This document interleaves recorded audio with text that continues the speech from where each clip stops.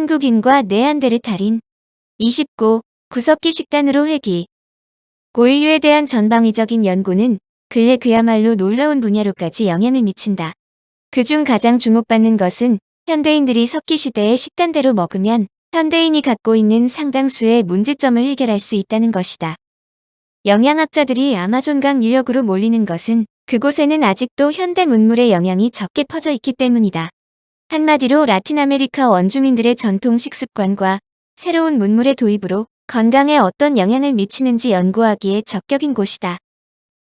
애셔 로징어 박사는 90명이 살고 있는 트시마네족을 통해 우리 인류가 무엇을 먹어야 하는지를 파악하기 위해 투입했다. 그들이 살고 있는 곳은 먹을 수 있는 식물들이 풍부하지만 정작 이들만으로 필요한 영양분을 충분히 섭취할 수 있는 것은 아니다. 적어도 채식만이 아니라 사냥과 고기잡이를 해야 한다는 뜻이다. 현재 개발도상국에서 점점 확대되고 있는 육류와 유제품 위주의 식습관은 가공하지 않은 곡물, 견과류, 과일, 채소 위주의 식습관보다 지구의 자원을 더 많이 고갈시킨다. 만여 년 전 농업이 발달하기 전만 해도 인간은 사냥, 채집, 고기잡이로 먹을 거리를 해결했다. 그러나 현대 문물은 이들에게도 서서히 발을 뻗고 있는데 학자들이 이들에게 큰 관심을 기울이는 것은 그들이 모두 사라지기 전에 원시의 식습관과 생활 방식을 알아내자는 것이다. 그런데 놀라운 것은 이들 고립된 부족들에게는 고혈압, 동맥경화, 심혈관 질환이 존재하지 않는다는 점이다. 이것은 현대인들이 고대인들과 다른 음식을 섭취했기 때문으로 추정한다. 즉 현대병은 우리의 몸이 석기시대에서 변하지 않았음에도 새로운 식단의 주입으로 인한 부작용이라는 뜻이다. 현대 인류는 대체로 약 250여 년 전부터 신석기 농업혁명이 시작될 때까지 수렵과 채집한 것을 먹고 살도록 진화했는데 현대의 식단은 우리의 몸이 새로운 식단에 적응할 만큼의 시간을 갖지 못했다는 것이다. 아직 구석기 시대 식단이 현 인간들의 유전자 구조에 가장 적합하다는 뜻이다. 미국 콜로라도 주립대 로렌 코데인 박사는 현존하는 수렵과 채집 부족들의 식습관을 연구하여 이들 사회의 73%가 열량의 절반 이상을 육류에서 섭취한다는 결론을 내렸다. 즉 살코기와 생선을 많이 먹고 농업의 발달과 함께 음식을 조리해서 먹기 시작한 이후 우리의 식단에 추가된 유제품이나 곡물은 없었다는 뜻이다. 코데인 박사의 주장은 명쾌하다. 현대인들이 구석기인들과 마찬가지로 식탁을 차린다면 심장병, 고혈압, 당뇨병, 암, 심지어는 여드름도 사라진다는 것이다. 상당수 과학자들이 200만 년 전 우리의 조상의 뇌가 갑자기 더 크게 진화한 이유는 육식 때문이라고 설명한다. 유인원처럼 열량이 낮은 식물을 먹지 않고 열량 밀도가 높은 고기와 골수를 먹기 시작하면서 우리의 조상인 호모 에렉투스가 맵기 충분한 에너지를 섭취했고 그 덕에 뇌가 크게 자랐다는 것이다. 게다가 더 질 좋은 식사를 하고 식물 섬유를 덜 섭취하면서 인간의 소화기관은 훨씬 더 작아졌다. 소화기관이 작아지다 보니 남아도는 에너지가 뇌로 몰릴 수 있었다는 것이다. 인간의 뇌는 쉬고 있을 때에도 신체 에너지의 20%를 소비하는데 유인원의 뇌는 8%만 있으면 된다. 이는 호모 에렉투스가 에너지 밀도가 높은 음식, 특히 고기에 의존해왔다는 뜻이다. 농업이 발달하면서 인류의 식습관은 또 한 번 커다란 전환기를 맞는다. 인류는 수수, 보리, 밀, 옥수수, 쌀과 같은 곡물을 재배하면서 식량을 넉넉하게 미리 조달할 수 있게 되었다. 그 덕분에 농부의 아내들은 임신 간격이 3.5년에서 2.5년으로 줄어들었다. 이것이 인구가 폭발적으로 증가한 이유이며 농부가 수렵과 채집 인구보다 많아진 요인이라는 것이다. 학자들의 궁금증은 이런 변화가 인간의 건강에 도움이 되었느냐다. 이 질문의 핵심은 인간이 수렵과 채집 생활에서 벗어나 곡물을 재배하고 가축을 기르면서 건강에 유리한 식습관과 강인한 신체를 포기하고 대신 식량 안정을 택한 것이냐이다. 사실 초창기 농부들이 작물에만 의존하므로 이들은 수렵 채집을 할 때보다 영양소가 다양하지 못했다.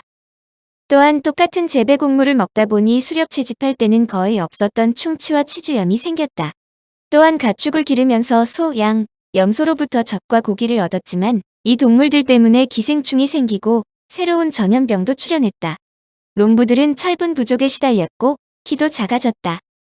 한마디로 인구가 증가했지만 농부들의 식습관과 생활 방식은 수렵 채집 때보다 건강에 보탬이 되지 못했다는 설명이다. 하지만 구석기 시대의 식단이 고기로만 이뤄진 것은 아니다. 학자들의 연구에 의하면 세계 전역의 수렵 채집 부족들은 한 해에 섭취하는 열량의 약 30%를 고기에서 얻는다.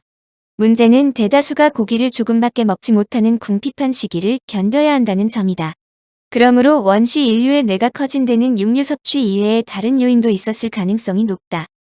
1년 내내 수렵 채집을 한다 해도 사냥에 실패하는 경우가 흔하다.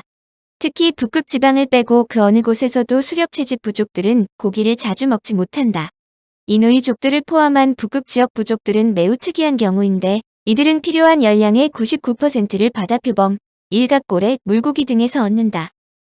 그렇다면 고기가 없을 때 수렵 채집 부족들은 어떻게 에너지를 섭취할까? 당연한 이야기지만 남자들의 수렵을 보완해주는 여자들의 채집이다. 어려운 시기에는 여자들이 아이들의 도움을 받아 더 많은 열량을 제공한다. 식량의 70%를 식물로부터 구하는 일부 부족들도 있다. 인간의 진화가 구석기 시대에 멈췄다는 것은 잘못된 생각이라는 뜻이다. 인간의 진화와 턱뼈, 그리고 얼굴이 점점 작아졌다는 것이 변화를 뜻하며 농업이 발달된 이후에도 인간의 DNA는 계속 변했다. 유당의 내성만 보아도 그렇다. 학자들은 모든 인간이 신생아 때에는 모유를 잘 소화하지만 젖을 땐 아이들은 더 이상 모유를 소화할 필요가 없다고 설명한다. 그 결과 아이들은 더 이상 유당을 단당류로 분해하는 효소인 락타아제를 분비하지 않았다.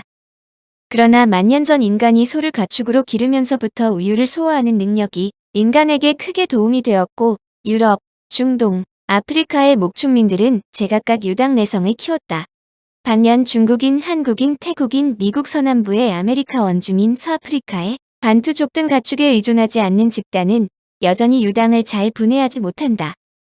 여기에서 학자들이 분명하게 지적하는 것은 원주민들이 전통 식습관과 활동적인 생활 양식을 서구식으로 바꾸면 문제가 생길 수 있다는 것이다. 예를 들어 중앙아메리카의 마야족은 1950년도까지 당뇨병을 몰랐다. 그러나 이들이 식습관을 당분을 많이 섭취하는 서구식으로 바꾸자 당뇨병 발생률이 치솟았다. 순록을 치는 에벤키족과 야쿠트족은 주로 고기를 먹었지만 심장병에 거의 걸리지 않았는데 이들이 도시로 대거 이주하여 현대 문명품들을 먹기 시작하면서 심장병이 증가했다. 그런데 여기에서 구석기 식단을 강조하는 사람들이 간과하는 것은 당대의 생활 여건과 현대의 생활 여건이 상당히 달라졌다는 점이다. 고인류들이 200만 년 동안 빨간색 고기를 먹었음에도 문제가 별로 없었지만 현대 물질 문명에 젖어있는 현대인들은 빨간색 고기를 많이 먹으면 동맥경화와 암말병률이 높아진다고 말한다. 우리의 장 속에 있는 박테리아는 고기에 함유된 엘카르니틴이라는 영양소를 소화시킨다. 엘카르니틴을 소화하면 동맥을 막는 혈전의 형성을 조장한다. 또한 인간의 면역체계는 빨간색 고기에 들어있는 글리콜뉴라민상이라는 당분을 공격해 어린이와 청소년에게 가벼운 염증을 유발하고 결국 암을 일으킬 수도 있다고 설명된다. 이것은 육식 위주의 이런 식단은 우리 조상들이 먹었던 다양한 음식을 반영하지 못할 뿐더러 심장병, 당뇨병을 막아주었던 우리 조상들의 활동적인 생활 방식을 고려하지 않으므로 문제가 생긴다는 것이다. 즉 현대 식단이 과거 식단과 상당히 달라졌기 때문인데 이것이 식단의 변화 때문만은 아님은 분명하다. 즉 현대 인간에 생기는 여러 가지 문제는 육식에 대한 취향만이 아니라 갖가지 거주 환경에도 큰 영향을 받는다는 것이다. 하버드 대학교의 리처드 랭엄 박사는 왜 현대식 식단이 우리를 병들게 할 수 있는지 설명했다. 그에 따르면 인류 최대의 식단 혁명은 고인류가 육식으로 변하기 시작했을 때가 아니라 음식을 조리해서 먹기 시작했을 때라는 것이다. 음식을 자르고 익히면 쉽게 소화된다. 따라서 소화기관이 먹은 음식을 분해할 때 에너지를 보다 적게 사용하면서도 날 것으로 먹었을 때보다 음식을 체내에 더 많이 흡수할 수 있다. 그만큼 뇌가 쓸 수 있는 에너지가 많아진다. 오늘날 현대인들이 가공하지 않은 날 음식만으로는 생존하지 못하는 이유는 익힌 음식을 먹고 살도록 진화되었기 때문이다. 랭엄 박사는 쥐들에게 날먹이와 익힌 먹이를 주었다. 익힌 고기를 먹은 쥐들은 날 것만 먹은 쥐보다 체중이 15에서 40%나 더 나갔다.